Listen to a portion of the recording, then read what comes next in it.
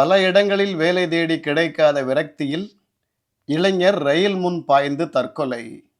அட பாவீங்களா! இந்த மாதிரி பள்ளி கொடுக்காத அவங்கள பெற்றவங்க வளர்க்குறாங்க. இன்னைக்கு உள்ள இளைஞர்களுக்கு தன்னம்பிக்கையும் தைரியமும் கொஞ்சம் கூட இல்லாமல் போச்சுங்க. இதுக்கு நான் ஒரு கதை சொல்லட்டா? ஒரு படிப்பறிவில் தம்பி ஒருத்தன் பல இடங்களில் வேலை தேடி இருக்கான், கிடைக்கல. கடைசியாக ஒரு பேங்கில் போய் தரத்தை உடைக்கிற வேலையை கேட்டிருக்கான். அவங்களும் சரி தொடப்பா பார்க்கலான் இருக்காங்க. நல்லா தொடச்சிருக்கான். உடனே என் தம்பியை கூப்பிட்டு, "சம்பி நல்லா துடைக்கிற, நாளைக்கு வந்து டியூட்டி ஜாயின் பண்ணிக்கோ, இன்னைக்கு உன்னோட மெயில் ஐடி கொடுப்பான்னு கேட்டிருக்காங்க."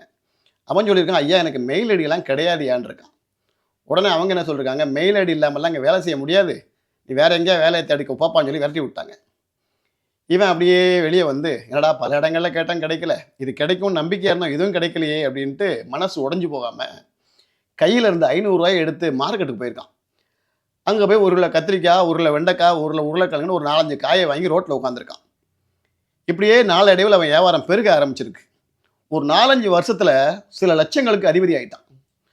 உடனே பேங்க்லேருந்து அவனை தேடி வராங்க, "தம்பி எங்கள் பேங்கில் அக்கௌண்ட் ஓப்பன் பண்ணிக்கோங்க" அப்படின்ட்டு. உடனே எவனும் "சரிங்க சார்" அப்படின்ட்டு அக்கௌண்ட் ஓப்பன் பண்ணதுக்கு அவங்களுடைய ப்ரூஃப்லாம் கேட்குறாங்க. உடனே ஆதார் கார்டு, பேன் கார்டை கொண்டு போய் கொடுக்குறான். அவங்க எல்லாம் ரைட்டுங்க, உங்களோட மெயில் ஐடி கொடுங்க அப்படின்னு கேட்டிருக்காங்க. "சார் எனக்கு மெயில் ஐடிலாம் கிடையாது சார்." "என்னங்க இவ்வளோ பெரிய பிஸ்னஸ் மேனாக இருக்கீங்க, மெயில் ஐடி இல்லைன்றீங்க?" அப்போ அவன் சொல்லியிருக்கான், "சார் மெயில் ஐடி மட்டும் எனக்கு இருந்திருந்தா நான் ஒரு பேங்கில் தரத்தை உடைக்கிற வேலை தான் பார்த்துக்கிட்டு இருந்திருப்பேன், இந்த மாதிரி தொழிலதிபரை ஆயிருக்க மாட்டேன் சார்ன்னு இருக்கான். இதுலேருந்து உங்களுக்கு என்ன தெரியுது? கடவுள் ஒரு விஷயத்தை நமக்கு தள்ளி போடுறார் அப்படின்னா அதை விட நல்ல விஷயம் நமக்காக காத்திருக்குன்னு தான் அர்த்தம்.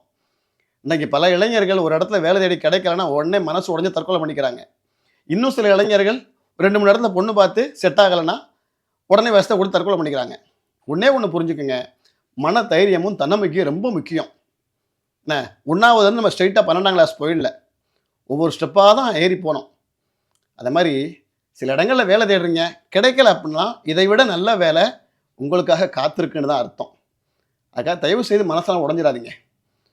உங்களை எவ்வளோ கஷ்டப்பட்டு கடனை உடனே வாங்கி இன்ஜினியரு, டாக்டரு, வக்கீலுக்குன்னு உங்கள் வீட்டில் படிக்க வைக்கிறாங்க, எவ்வளோ கனவோட இருப்பாங்க.